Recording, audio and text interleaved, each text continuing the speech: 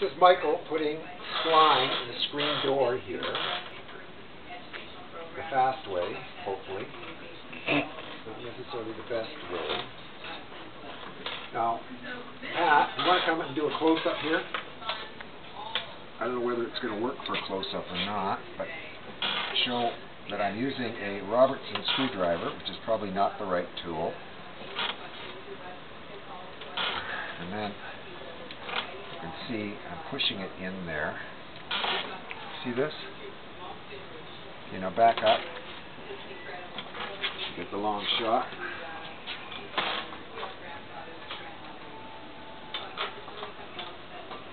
There we go.